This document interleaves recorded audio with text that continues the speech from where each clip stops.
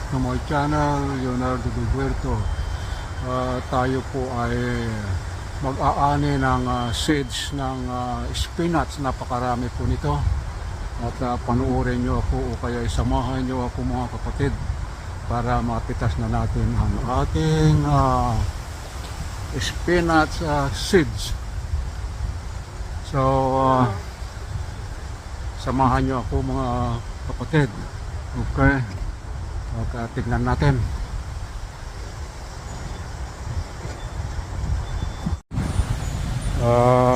Ito po yung ating spinach. Kung makikita natin, ayan, ay pakikita ko sa inyo, ang dami ng seeds na dry. Ayan po yung mga seeds na, ayan po yung mga buto na yan. Ayan na ipa-harvest natin. So samahan nyo ako mga kapatid. Medyo malamig ngayon, nasa 8 degree daw ayon sa weather forecast, pero sa gabi mas malamig. So bago mag-press, unahan ko na para ma-save ko yung mga seeds na yan. Okay, so let's do it.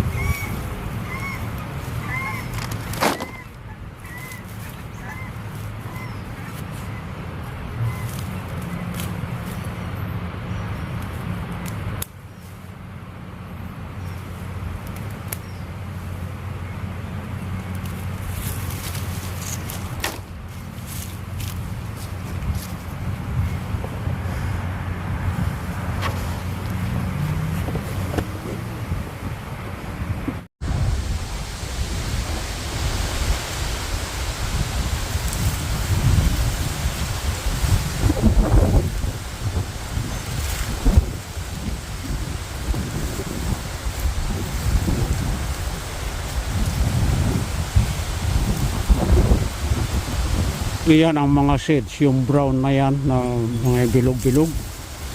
Ito po oh. Iyan ang mga seeds. Ilagay natin yan sa batya. And then ipadadry ko yan. And then kukunin ko yung mga seeds. Iyan ang kasamahan niyang spinach. Kung itatanim natin ng 1 feet ang distance per hill, kanyan po ang magiging itsura niya, malalaki. Kasi nga wala siyang kaagaw. So pagka yung at saka very fertile talaga yung lupa, yung ground. Ayan o. Pwede pang igulay po yan, itong mga dito yung mga mura pa. Pero itong nasa ibaba katulad nito, parang mga ano na yan, parang tabako ang laki niya. So hindi na pwedeng igulay yan, matigas na. Pero kung survival, pwede pa rin. Yan o, yan, babawasan na natin para maging fertilizer pa yung mga dahon na yan. So ganun lang.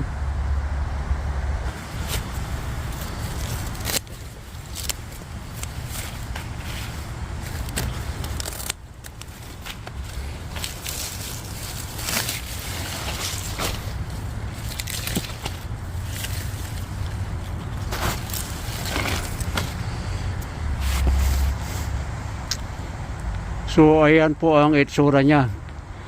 pwede pang igulay. Yan, iniisip ko nga kung anong luto ang gagawin ko dyan. Pero marami pa rin kasi akong spinach eh. Ang dami akong sangang natanggal. Oh. Yung mga matured na dahon niya.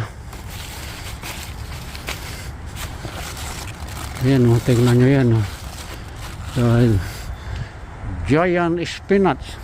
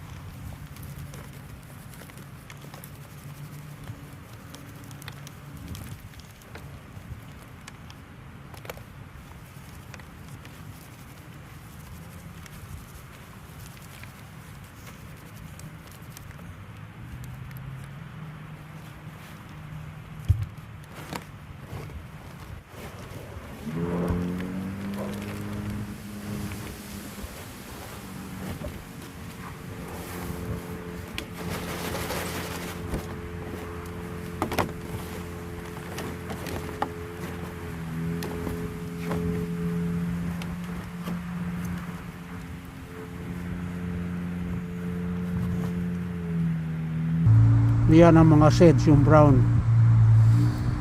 So ibibilad ko sa araw kasi paminsan-minsan umaaraw. So para ma-dry siya bago natin i-keep. And then i-drain natin yan para maalis yung mga dahon.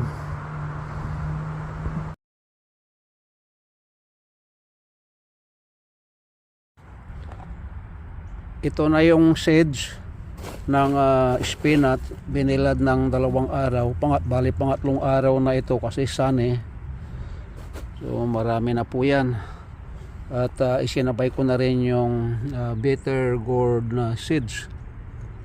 Ayan po, yung bitter gourd. At pagka dry na yan, ilalagay ko sa plastic bag or jar. Napakaraming spinach po yan, yung kahit na 1 hectare pwede mong taniman.